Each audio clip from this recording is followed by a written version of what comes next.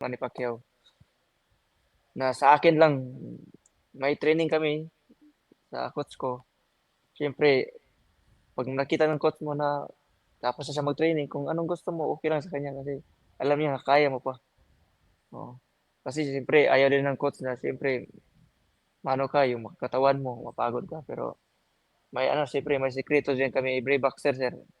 Kung gusto mo talagang maging champion, magpursige ka, hindi lang kahit hindi nakatingin yung coach mo, magsikap ka rin. Kaya yun yung ginagawa ko sir, kaya Okay. yun yun, oo. Champ, meron bang responsible sa pag-handle ng weight mo? Kasi sobrang baba ng timbang na yan, no? 105 pounds. Meron bang responsible sa ano mo diyan? Nutritionist? Meron ba?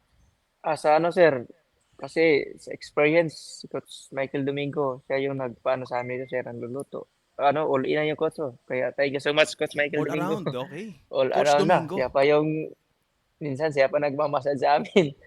Tapos all trainer pa. around. Oo, minsan sumasabay mo takbo. Dati nung ano, laban ko, sumasabay din siya. Tapos Yung timba mo, nagluluto. champ. Kasi grabe yung, ano, iba yung experience. May experience kasi siya. Siyempre, boxer siya, champion yung coach ko. Kaya alam niya yung paano mag-diet, ano yung kakainin. Kaya Okay. no pressure naman sir, ah, nakakain naman kami kahit nagda-diet, Okay. dahan-dahan lang. So sa mga basher pala dyan ni Champ Melvin Jerusalem tsaka mga kapwa niya Voxer, mga brother, yan, nasaksihan natin maganda may ganitong portion, alam natin yung hirap ng isang boksingero na hindi lang basta naglalaban sa ring. No? Ito, Champ, no? Based sa laro ni Coach Domingo, di ba coach mo siya, no? Michael Mm. Domingo. May previous kasi siyang fight na natalo siya doon sa isang African fighter, South African.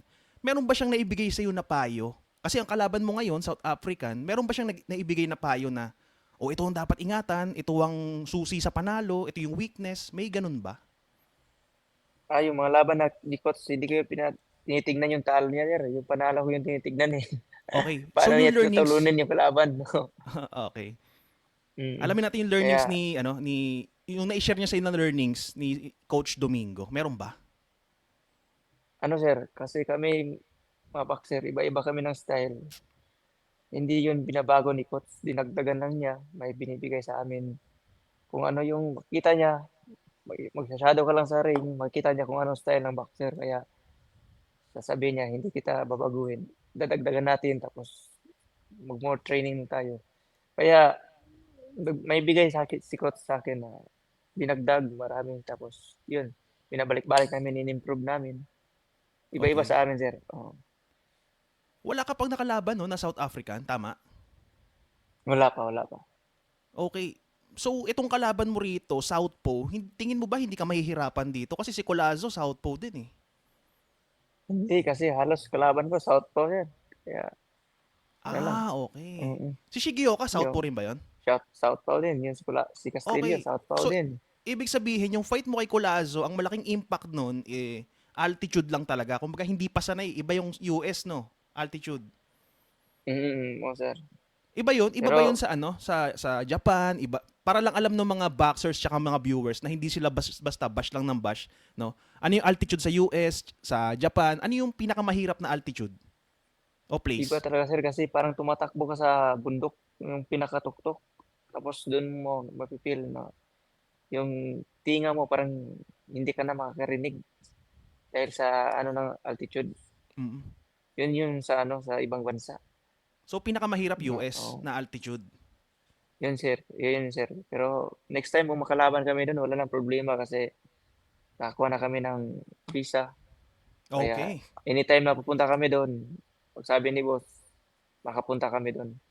Kaya experience lang yun sir, normal lang yun na ano, natalo kasi naka-move on na tayo, kaya Okay. nakabawi na Look tayo. forward. Exactly. Kaya forward na lang tayo sa ano, Actually, sa Champ, ngayon. nakita ko yung ano mo, yung isa ka sa pang instrumento ng mga fighters na natalo, tapos gusto pa ulit lumaban. Isa ka sa mga ano nun kumbaga isa sa mga tinitingala din ng mga boxers na ganun. Anong mensahe mo sa mga fighter na natalo na, nalubog yung karir? May message ka ba sa mga ganung boxer? Sir, sa lahat po ng mga ano, nangangarap na maging isang world champion, ah, kahit matalo man tayo, gawin lang natin yun na ah, motivation na sa sarili natin na mas marami pa akong kailangan gawin. Malaki pa yung kulang sa sarili ko. Tapos kahit champion nga, wag nating isipin kahit magiging champion na tayo. Isipin pa rin natin na kasi yung mga kalaban natin nagte-training din. Kaya isipin natin na everyday talaga training, everyday learning. Kaya wag malaki yung ulo. Tapos ano lang, humble lang palagi. Kasi lahat naman tayo dito mawawalan sa mundo. Kaya kung ano yung binigay sa atin, blessing na yun, sir. Yung pagiging professional ko yun, ngayon sobrang ano na, sobrang saya ko na. Pero yung pagiging world champion ko, na dream ko, binigay talaga sa akin. Kaya ano, manalig lang tayo sa Panginoon palagi at ano, magsikap. Ayan. Okay. So, nagtataka ako bakit binabash ka pa eh. Sobrang humble mo, parang kang the second Manny Pacquiao attitude eh. Ito, last question ko na to, no. Pwede mo ba i-rank? Bibigyan kita ng 1 to 10. 1 yung pinakamababa, 10 yung pinakamataas. Pwede mong i-rank lang, no. Okay lang, champ? Na sir, okay lang sir. Okay. Unahin natin na Oscar Colazo. Ano yung rank Oscar mo sa kanya? Colazo, 1 to 10. 9 sir, 9. 9. Pedro Taduran. 9 din, 9. Etong si Kuse. 9 din, 9. Bakit 9? Bakit? Kasi hindi pa siya world champion eh, di ba? Bakit? Napanood mo ba yung footage niya? Kasi ano din sir, kalaban natin yan ngayon kaya dapat malakas siya sa atin tapos gagalingan natin para tayo yung ano, parang tayo yung magsikap lalo. Okay, Kasi so pag minamaliit nakilala. natin yung tao kasi iba na yun. Oo. Kaya So, ito yung level lang, pinaka level. actually champ, ito yung pinaka natutunan namin sa Natutunan ko sa Never underestimate yung opponent mo kahit sino pa yan. Kasi 9